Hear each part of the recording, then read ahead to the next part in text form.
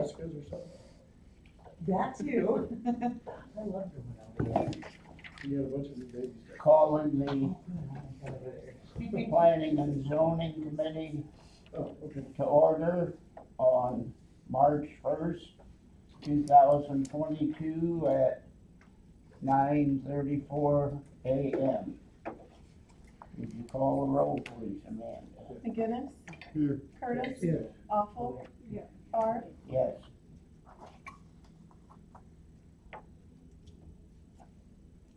Is there a motion to approve the agenda? someone, Second? All in favor say aye. aye.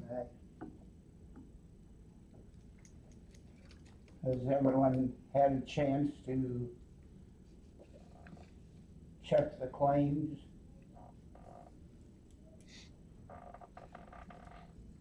Motion to approve the claims as submitted. So moved. Second, Any discussion? Amanda, would you call the roll, please? McGinnis, Yes. Curtis, Yeah. Awful, Barr, Yes. Are there any public comments?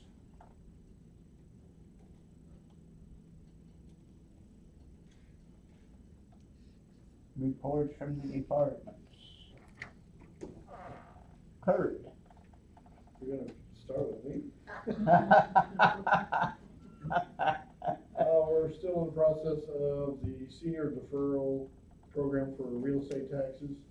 Still signing up. Seniors have that option, and then also mailed out, mobile home tax bills yesterday. And, they're due May 2nd. Okay, So, the tax season is starting. yeah. Now, is there just one, payment on those, or Mobile homes are just one payment. just one payment? Okay. Brian? Okay, so, we have filing that is going to begin on Monday at 8:30, and will continue through March 14th, through closing, which will be at 5 p.m. There's gonna be an objection period for petitions through March 21st, and at that point, we will begin ballot certification and setting that up and getting everything ready to rock and roll for the June 28th primary. I've received several reports that paper products may be an issue. We should not have a problem with any of our ballots or envelopes or anything like that. But a local printer has been having issues. I ordered some envelopes from them in end of December, and he just received a partial shipment of them in, so, warning to department heads, if you need envelopes, Kurt, or paper, get it for your tax bills. Cause it may, They're already in my storage. good deal, cause it may be an issue coming up the road.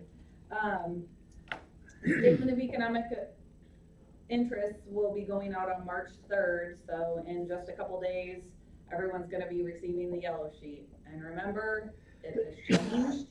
We have a bright orange piece of paper that have the instructions in it to help with definitions of the words that are on the statement because of all of the changes that have been made. So everyone will be receiving yellow and an orange piece of paper. So we tried to make it as bright as we possibly could to try and catch the attention of anyone that is looking at it. So, like I said, those are going out on March 3rd.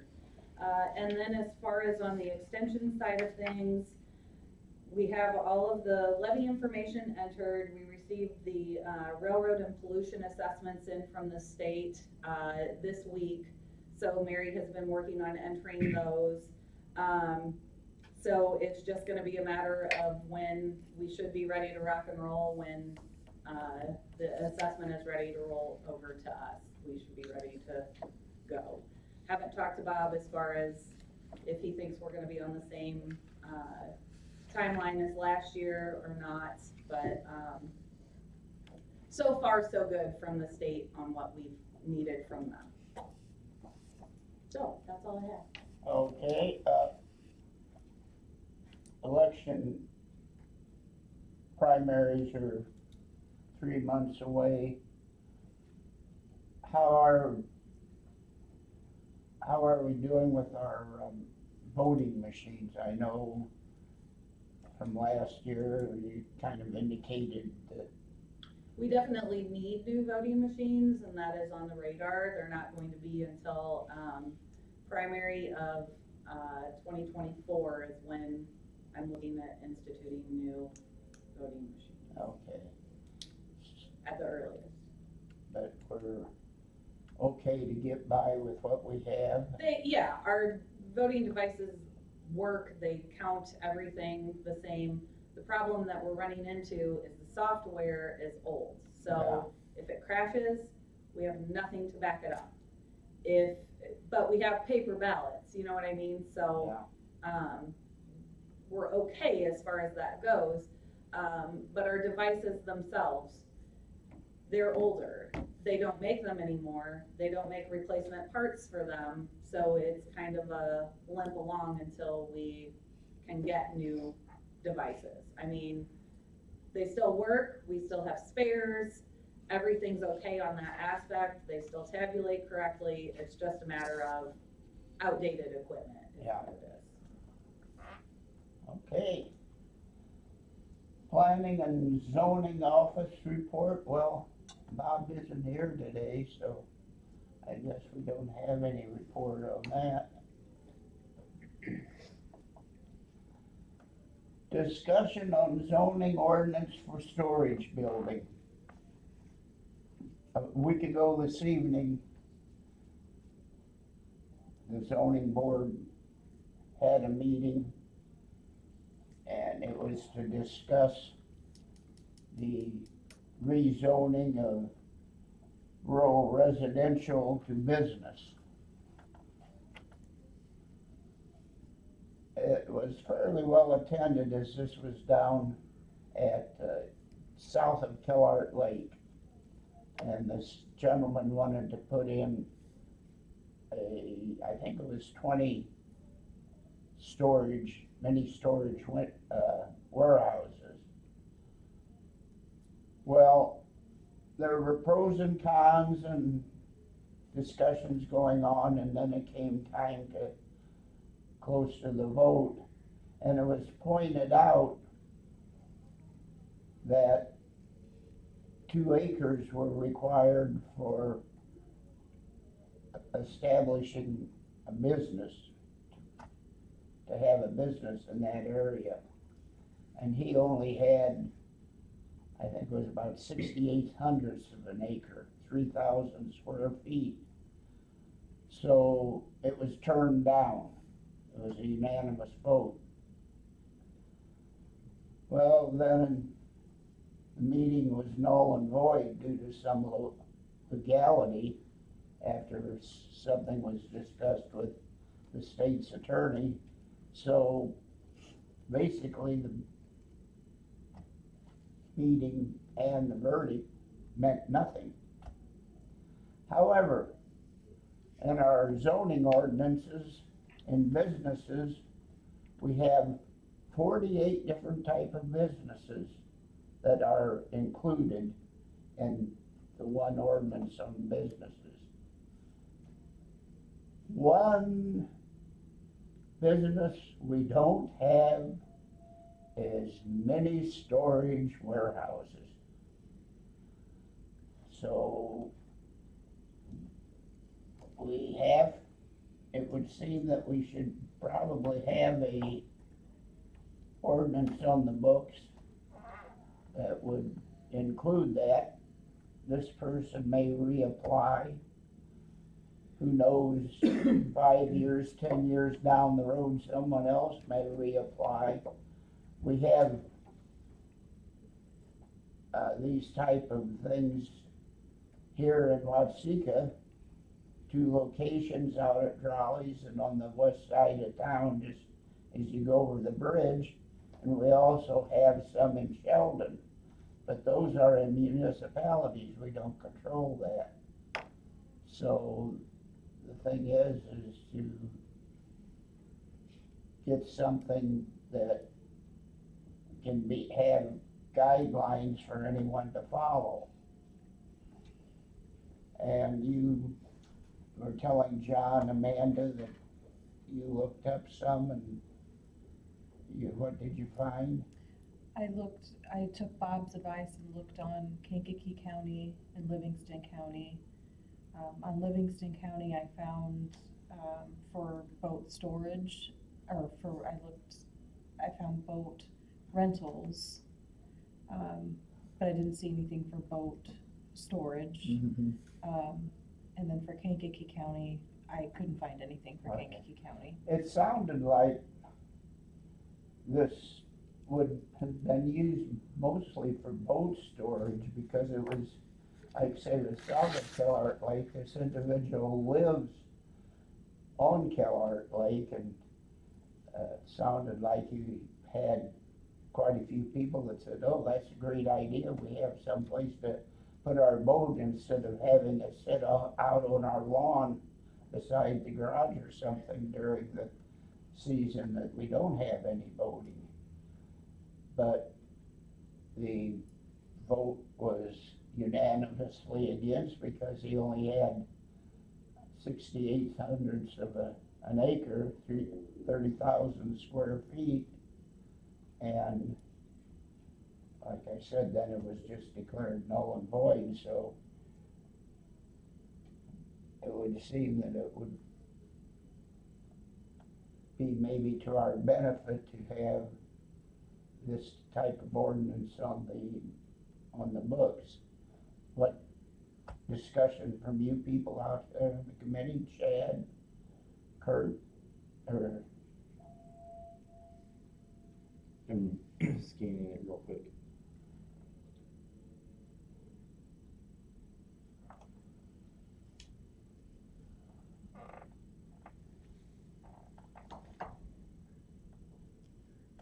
Is it an individual that's So- wanting to do those storage? Or is it an individual or is it group? It would be a 20 storage unit, Was it one individual doing it or was it a group? one individual, yes. So, And I think the footprint was 40 by 120 feet. well, I just went through business, but I've seen other areas where they code storage units under industrial because it's storage and you don't know what's all in it.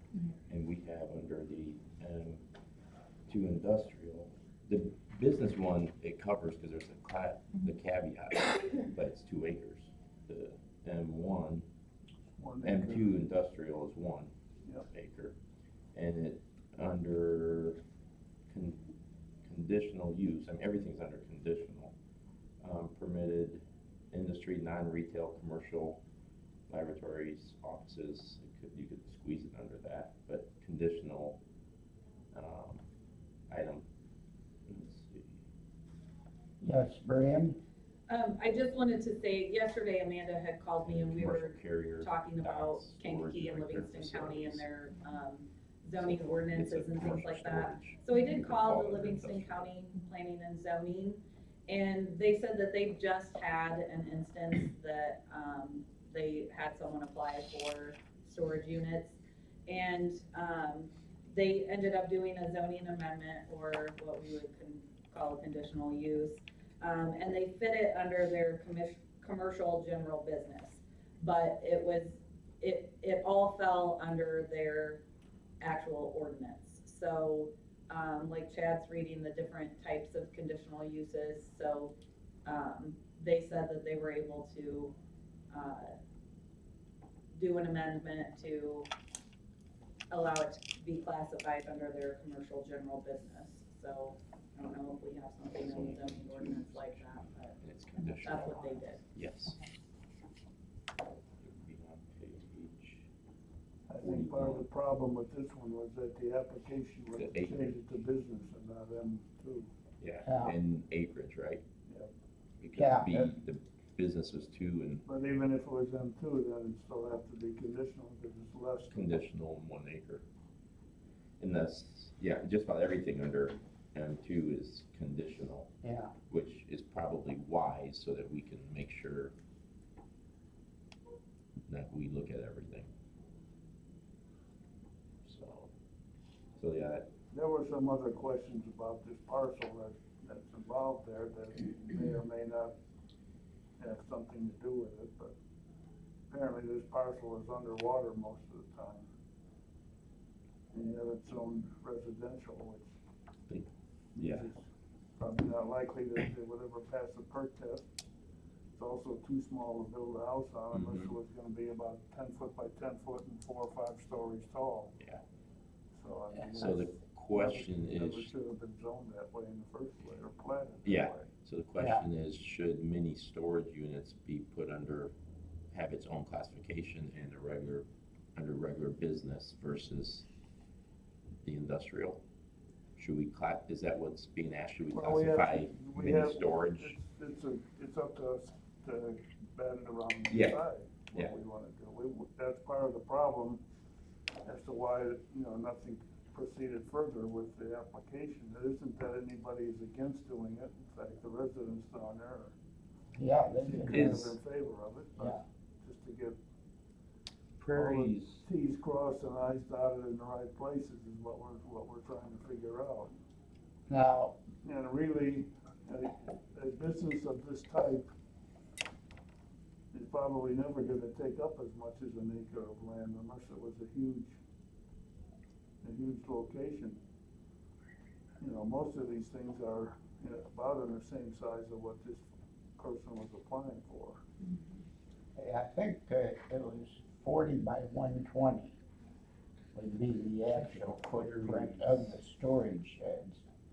So that It would would be be, 2 Well, acres there'd for be that. more room than that because you have to access parking and yeah, all that stuff. But you wouldn't need 2 acres for that.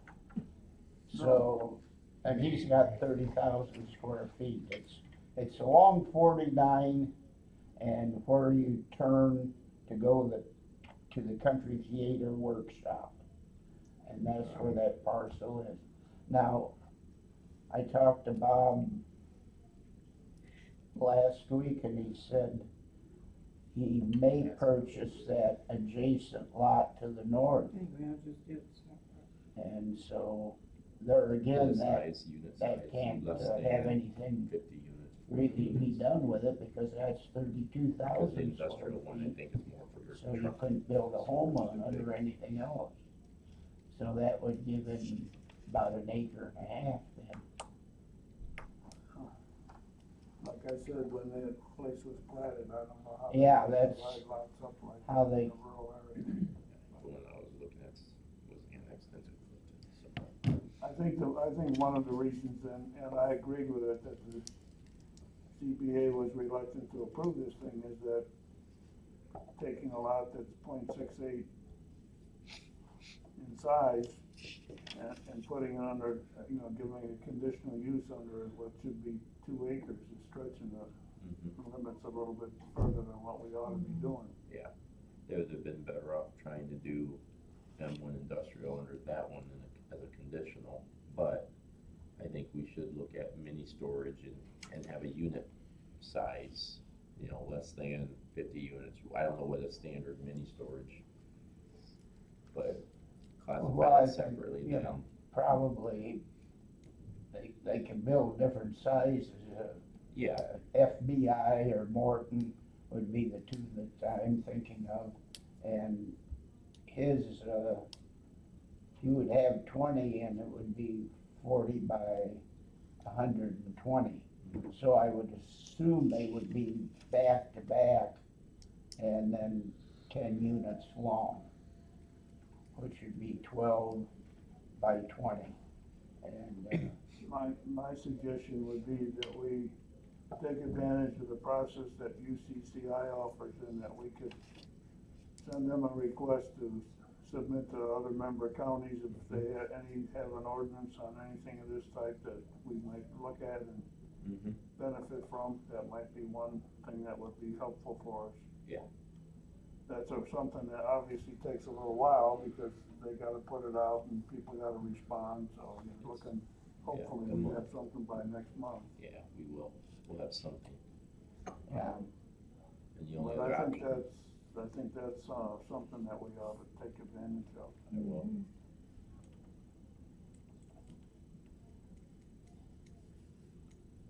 So you'll check in on this then, Chad? yeah, I'll send them one. And then the only other option for them, for that, the person there is M2. That would be, right now, that's the only option is M2. And it's on page 41 of our ordinance, but it's zoning 40 and 41, section E, item 10. So, under conditional use, that's the only,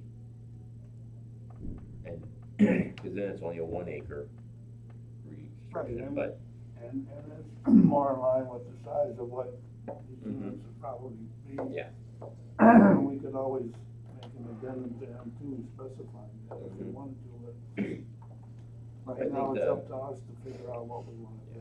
I think the mini storage is better under the business, cause that's more serving the local people than it is like a trucking company coming in with a big storage unit or. Oh, which is yeah. what I think we should separate out. Yeah, you see some of these complexes that are just huge, but, I'll send them. Separate. so then you'll have something for us to, Yeah, I'll send it out when we're done here, okay. I'll ask them. I'll CC you and John in it, I'll ask them. Okay, They're usually fairly quick. I got a question too, if wherever they're trying to put in anything throughout the county, and it comes to zoning, which that would be bomb, obviously, but, do they look at the flood zone, and if that's considered? that is not in the floodplain, It isn't? Okay, no, Okay, You know, in fact, he's got some huge piles of dirt down there that he's planning to spread around. Yeah. Raise the level up. But, no, the floodplain, is around, some around the lake and across the highway, but he's definitely not in the that area is, floodplain. I didn't think that, I thought that the area was kinda up right there that you were talking about, Yeah, so I was just like, okay. okay, so we really don't have to make any motions or do anything on that now, except wait until. Moving along, discussion and action on resolutions for parcels sold through the delinquent tax program.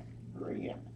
Okey-doke, so everyone has in front of them the monthly resolution list. There are 2 parcels on the list, one that's it's on the outskirts of the village of Beaverville, but it's in the incorporated village. I have an email into Joseph Meyer regarding this parcel, because there was a gentleman that, bid on and put a down payment on this parcel when Ballinger when Ballinger was our tax agent. And there's a lien that's on the property from the village of Beaverville in the amount of like $37,500.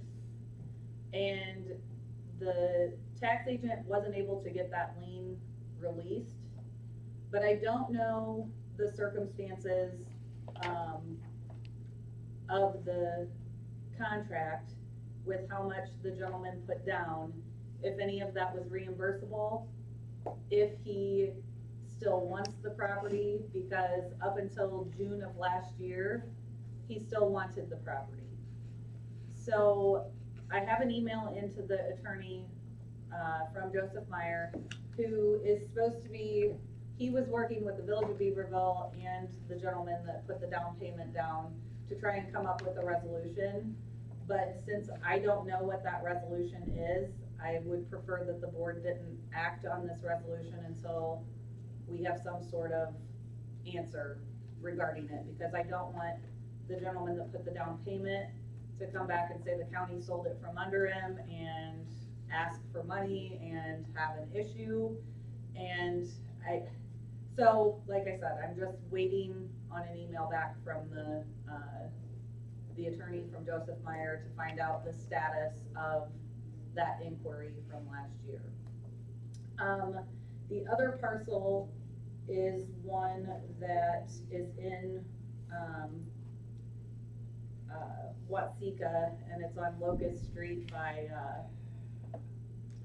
what is the junior high, Glen Raymond? I get all the schools mixed up, but it's a property that's down by Glen Raymond. Ken and or, what is her, Sandra, she goes by Susie. Ken and Susie Bergery, they owned the property, and so the tax agent allowed them to purchase the taxes back rather than doing a, actual deed. So, they surrendered the certificate back to Ken and Susie. So that's why that amount is way more than the, base amount of what our taxes normally are. They purchased the certificate outright, so they could get the property back, basically. But anyway, if you want to make a motion to just pass these on to the board, but have tentative approval, but pass them on to the board for a, final motion. I just don't want you guys making a motion when we don't know the circumstances behind that one parcel. So how would you want that motion? I mean, you can forward it to the county board, for discussion and action, but I just don't want it to get missed to where it gets passed at the board meeting when we don't have that answer. Okay. So Roger, I move, to accept what's the type, the bid, or A surrender. the surrender of parcel number 19-32-461-003 to Kenneth and Sandra Bergery and the Village of Beaverville, one to be, tabled until next month, until resolved. Or if we can do it by the board meeting, if we can discuss and act on it at the board meeting. I'm sure they'll get back to me today. Oh, well, both of them get sent to the board. Right. Yeah, I move to approve the Kenneth and Sandra Bergery and to refer the Village of Beaverville for full board discussion. Okay, Second. That makes sense. Basically, one's a recommendation to approve and the other's for full board discussion. Yeah. right. Would you call the roll then, please? McGinnis, Yes. Curtis. Yes. Awful, Bard, Yes.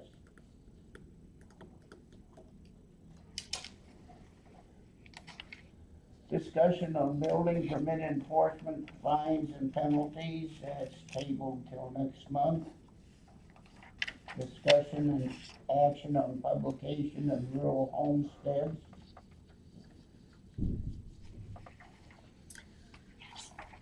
Angel and Chad. I'll let Chad lead off. So He Angel- has history in this a lot, Well- and I'm worrying about it as we go. Angel did a nice little compilation of the last few months, just kind of for the discussion of where we're going. And then, which you guys were part of, it's more for me to get caught up. Anyway, the big part of it, I think, is on that last page, page 7, where, you know, the marketing concept, like Iroquois County work for you, you have an existing rural homestead, a former homestead, trying to reach out to landowners that might want to parcel off. Or maybe they have a house and if you can't find a way to compile a list to work with the realtors. She's got a point about Iroquois County Planning Commission. John, the last time I was there, was that in the late 90s when they really went through the zoning ordinance? I'm trying to think of the history of it. I was talking with Dan Raymond yesterday, and he kind of thought that back when Wasn't there in the No, I'm just asking history. No, I know that, but I didn't know if the history. I thought back when Kinky was doing a huge growth and they went through the ordinance and they came up with the different zonings. I don't know if we, I don't know if it was an official, we've done a lot of commission. work, we've done a lot of work on the zoning classifications in the last 8 or 9 years. Yeah. And it hasn't all been done at one time. no, 2000. One of the things that has occurred, and I'm thinking it was somewhere maybe 4 or 5 years ago, when I did away with the regional planning commission. Mhm. And we transferred those responsibilities to this committee. Yeah, So that's, I mean, that from a language standpoint, we need to understand it really should, unless we feel it's that important to reactivate and find people that are willing to serve on a regional planning Yeah. commission, that's, it's better to keep it with this committee in my view, and I think we just need to understand that part of it. and it could also be stakeholders instead of a commission, just have stakeholders, you got your local towns and, farm bureaus and different people as far as, Part of the thing that complicates some of this issue is that there's, for example, in the notes, we talked about contacting the real estate agents and brokers and so forth.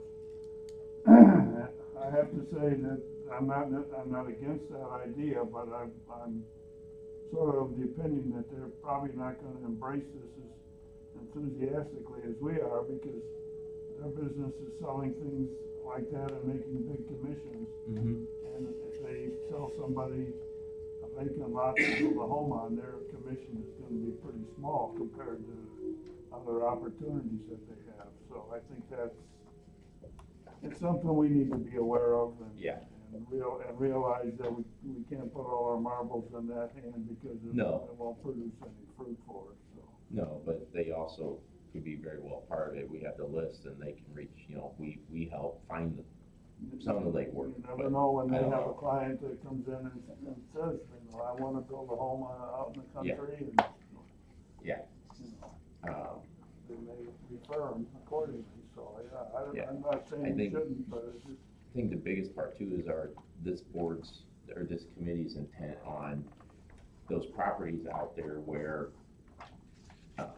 they used to have a house, it's gone over 2 years, but I'm not talking where the farmer cleaned up that ground and now they farm, I'm talking where they're still farming around, you can see the 2 acre, 3 acre footprint. Do we want that piece to have to go back through a rezoning, or do we want to make some changes that allow that piece to be parceled off minimum size acre? Because right now, if it hasn't, it does have to go through a rezoning, ZBA, it's a protection. The back when they redid it in 2000, that was to help, but we're in a different era, we've lost population, we have more of these home sites out there that you know what's there, I mean, it's an old home site. Do we want to relax that and make it an easier process where they can come in and Bob can look up and see the plat and the satellite photos that show, yeah, they farm around it, and make it a simple process to build on? Minimum acreage requirements, I'm not asking for, we don't need to answer now, but this is stuff that we need to really think on, because that does affect the marketing piece. well, It shows how serious we are too. you might wanna take a look at some of the examples that have already occurred in the county. I know down where I live, there's been two that come to my mind immediately. One was on, I think, about a 5 acre parcel that was no home there, with a Mhm. septic and a well, and the couple came along and wanted to purchase it and build a home, and that's what they've done. Mhm. There's another one a little closer to where I live, and I believe that parcel might be 15 acres. I'm Mhm. not for sure of the exact acres, but more along that line. And some of that land has been hayed or farmed, but there's a homestead, new home built on it now. The old home was torn down, and it's a very nice home, and it's a perfect example of what we would like to have happen, or encourage people to take advantage of, so,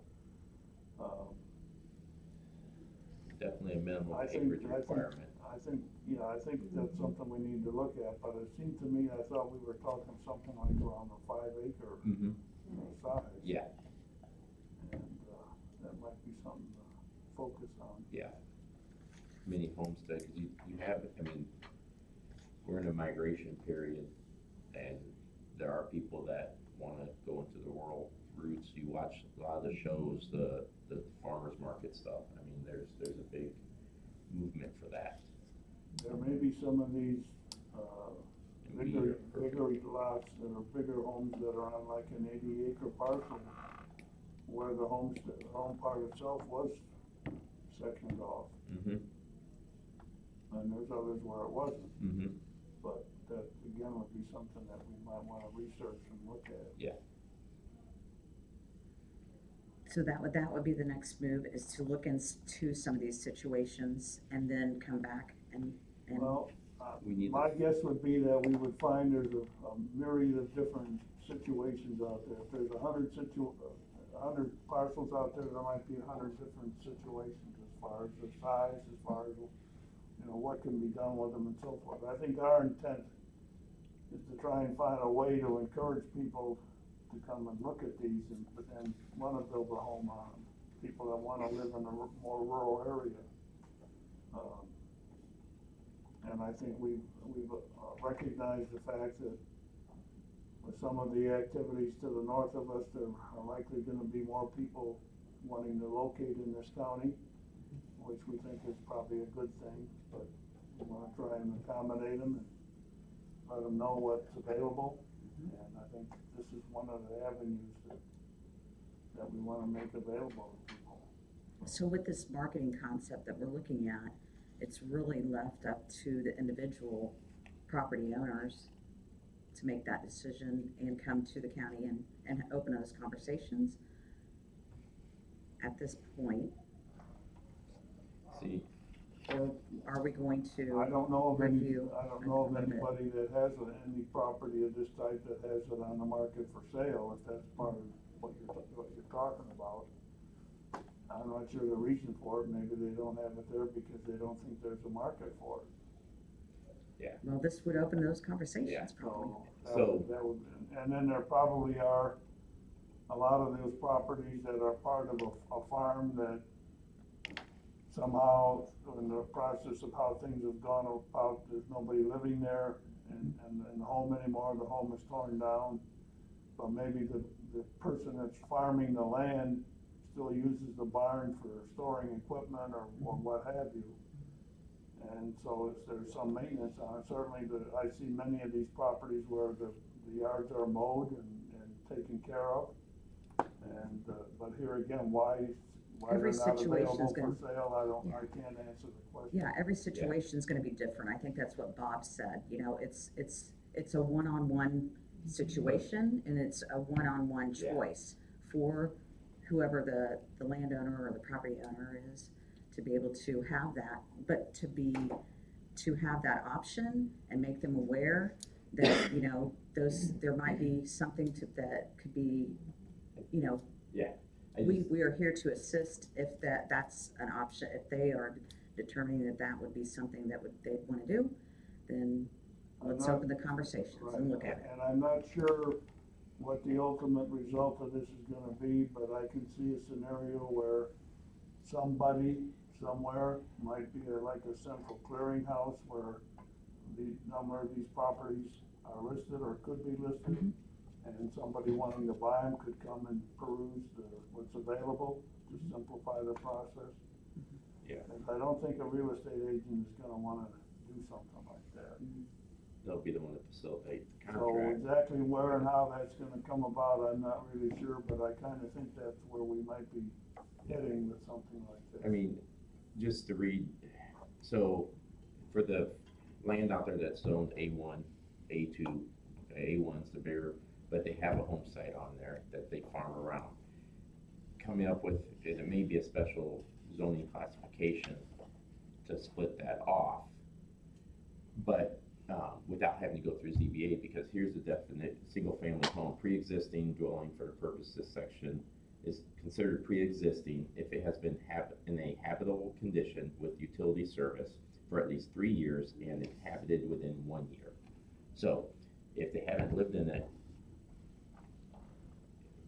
then it makes it more difficult, okay?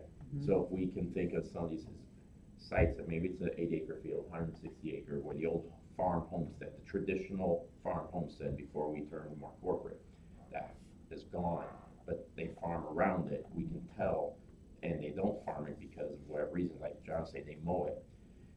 Maybe we need to have a special zoning classification, RR3 or whatever, something, or RF, former rural farm, I don't know what we call it, but something that makes the process a little more streamlined to go ahead and cut that old home site off of that 160 or 300 acre or 80, where they can build a 5-acre homestead without having to go through ZBA to say, or be required to buy 37. Because right now to build, they would have to own basically 40 acres and then go through to be able to put the house back on there. That process is something that we should think about on simplifying. Right. If we want to bring in some growth, do we want to continue requiring minimum of 40 acres to rebuild on a home site? And there's a reason for it in the past. I mean, when Kankakee and that growth was really the big subdivision stuff, there was a reason for this. Okay, keep that in mind. But our population was also higher back then, and we had more rural homes out there. But you look at the census in the 90s to now, and if we want to help improve the tax base and relieve the burden, we need to be thinking about those A1, A2 zonings and how easy is it to rebuild on a site we know there's a house on. I'm not talking taking an open field and saying I want to build that, but if they are clearly farming around it, that's something we should really think about to make it more streamlined, and maybe there's a special classification that we call that.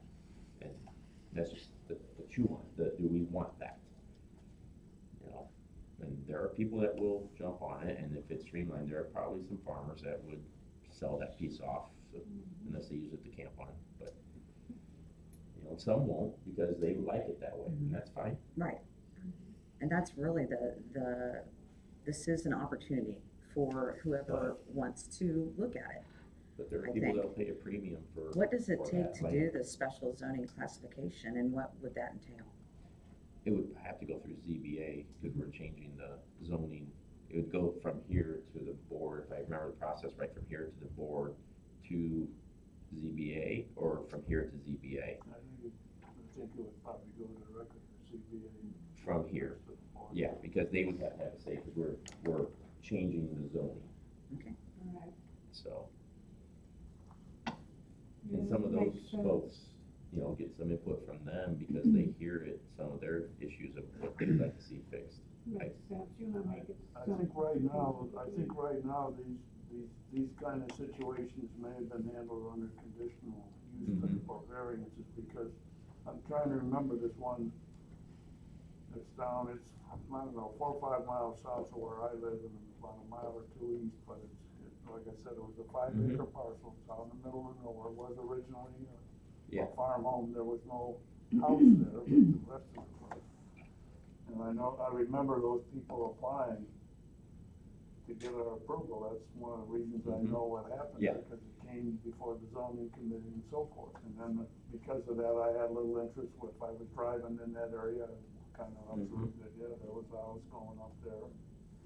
And then this other one on 15 acres near where I live, I've been kind of looking at that as well, because the place that was there before was a real eyesore, and now you got something there that's a real nice looking home and so forth. But the one that was on the 15 acres did not come to ZBA, so there must be some classification that we have by which they already had the opportunity to do that. The rural homestead, if it was in a footprint for that. Now, I don't know the specifics Yeah. on that particular one. I know the 5-acre one, I'm sure that they came for either a conditional use or variance, one or Mhm. the other. But, and that was given that And it all depends on what the original zoning of that 15 was. If it was already I mean, if we- a rural, then We that's. have the wherewithal to do it right now. It's what you're saying is if we wanna promote it even more to make it more open, I think that's certainly something to consider. Mhm. I think that's kind of what we're wrestling with here is, it's the best way to not only make this known, but to be able to pursue it to a successful conclusion of getting people interested in doing that kind of thing. Especially with some of the things that occur in the urban areas these days, I think there are probably more people interested in maybe living out in the rural area where it's peaceful and quiet.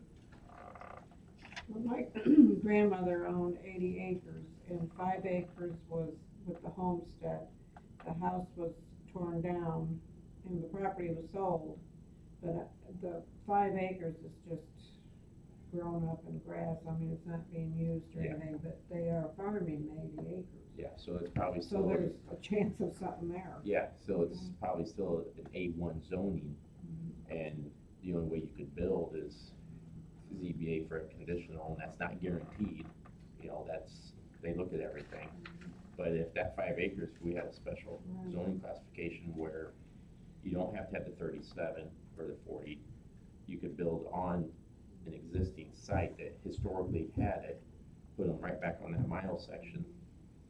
You know, I would just, love to see a house. yeah, it would, cleaned up yard, That's a nice. place. And I think that's something that we can do fairly easily, it's a process, but I mean, the other part is, like I said, somehow you're gonna have to have like a central location where somebody has a registry of all these properties so that Yeah. individuals interested can come and. And that's what Angel's trying to help us with, because even the realtor, Angel's we gonna had do it. that? She's facilitating, no, but she's facilitating, not saying she is. I can keep a list, I can do that. But realtors, And If contacts. they have someone that calls them, says, I'm moving in or I wanna build, the realtor, then it's easier for them to, hey, we got some people that might be interested, and then they do what they do, they go and approach people. So, they would help, because most people like to go through a realtor anyway, and I agree with you, So- but a realtor is there to make a commission, and They will. sometimes they're not so interested. There's a situation I've had recently, Yeah. with one of the local realtors about a property that's for sale that, if we were trying to promote, and the realtor said, totally not interested. Yeah. So all I care about is getting my commission, Mhm. I don't care what use you made of the property. because most of these aren't gonna be I listed found that for sale by very owner. disappointing, but Yeah. I just think that's a good symptom of the mentality that they have, and I suppose you can't blame them for that, that's what they're in business for, Yeah. make money and earn commission, so. If the person want to be on a registry, then they would have that option to work through whatever realtor that they would want to work Yeah. through, But then the right? realtor, You would think. yeah, they would. It's not, we're not selling for them, we're just trying to help facilitate, help growth, and the realtors will jump on it. Because if they have clients that are wanting to move down, and they Right. know, hey, we have some people interested for the right price, they're not actively selling, It's not like this list is gonna for sale be- by owner, This just- really is an individual choice, just to And- say, if the and- price is right, I'll sell. and that person And some of the home should be the prices- main person Yeah. that is making whatever. Some of the sales I've Right seen. now, we don't even know how many properties there are like this in the county, we know there's a lot of them, Yeah. because when you drive around the rural areas, you see them frequently. Yeah, Well, if they're Nobody knows coming, how many. if There they might are be 100, making- there might be 200, you Yeah. know. if they're making the county aware that they're interested, then the county can keep that information. And then when that person contacts them again, Yeah. then that's when the, It's no when- different when with some of things- the the conversations business, start some of the opening. business sites that we have listed saying, to advertise, we have these vacant industrial sites or old businesses. I mean, shoot, the Bosch building was on the Ida website forever. I mean, we were marketing that, trying to help, we weren't selling, we're just making it known, so we think of it it still that comes way. back down to the property owner Owner, and Yeah. who they're doing business with. Yeah. You don't get in the middle of that, But is there something that, you know, you could review and look through? Yeah. And simply even the discussions on this is making it known that we are actually looking at trying to make it a little easier to rebuild Iroquois County. You know, because right now it's just known, unless you have 40 acres, forget it. And land is expensive. So we can maybe meet up with the ZBA then? And, I want to talk with Dan some more on it. I got coffee with Yeah, Matt yeah. Legren, just Yeah, so we can- what we're thinking. this has been approached previously. So again, reviewing it and getting to a point where we're moving along at a nice pace here, but again, we're going back over what has been discussed previously, and fine tuning that, I think would be a good suggestion. So just chew on the A1, A2s, if you want to separate those out, make a separate classification, what size limits, talk with constituents, you know, because it boils down to, that's the majority of the rural land, they're already A1, A2, because if they already are zoned RR1, RH, that's no issue. We had a couple that applied a year or a year and a half ago about a parcel not too far, I think northeast of here a little ways, on an A1, either A1 or A2, I think it's A1, but anyway, they wanted to section off a piece to build a home on, and so there was a lot of conversation about that. It was pointed out that the soils on where they wanted to section off was like a pretty sandy soil, not very productive, and that was one of the things that swayed everybody's thinking towards approving that. But that was taken out of, wasn't what we're talking about here.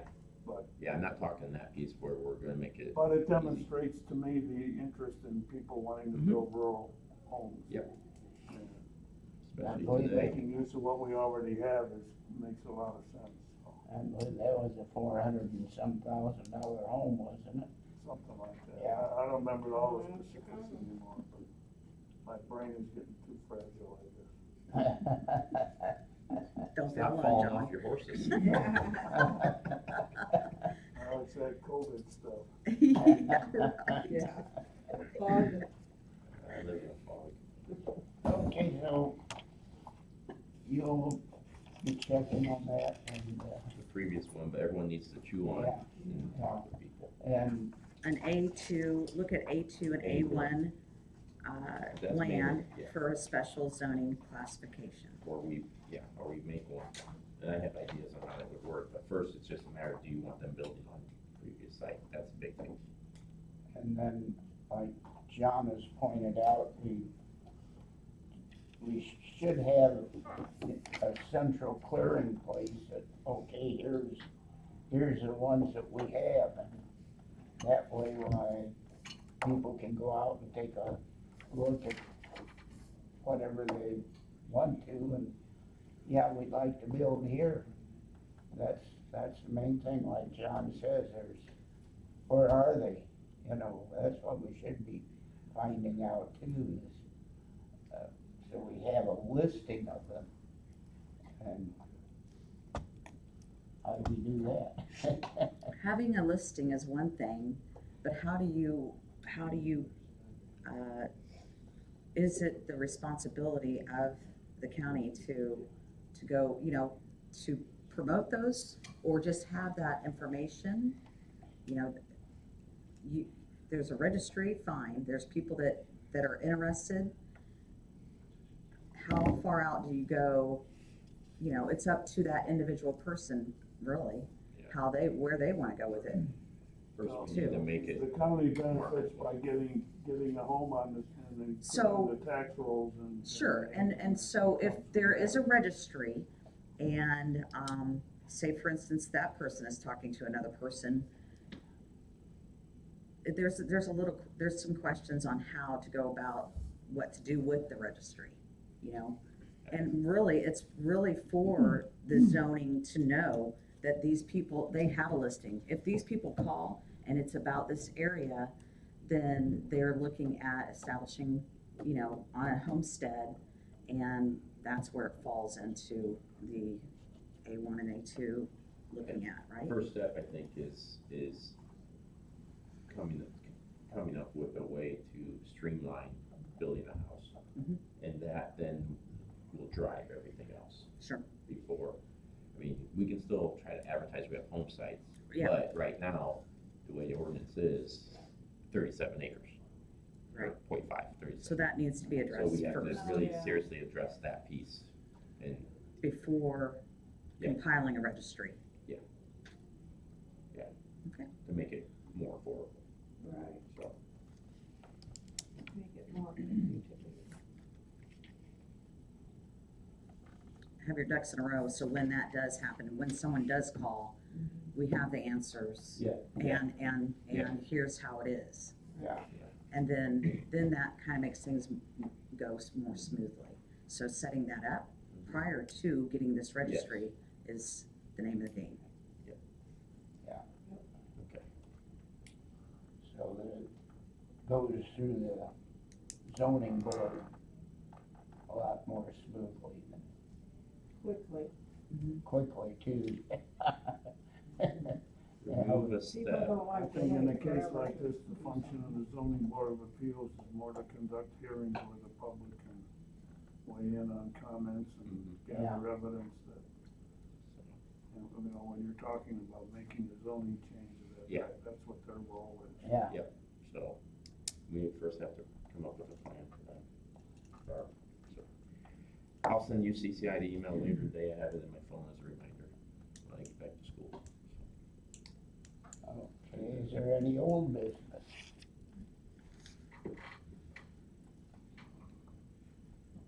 Any new business to come before the committee? Motion to adjourn, So moved. second. I'll second. All in favor, say aye. Aye.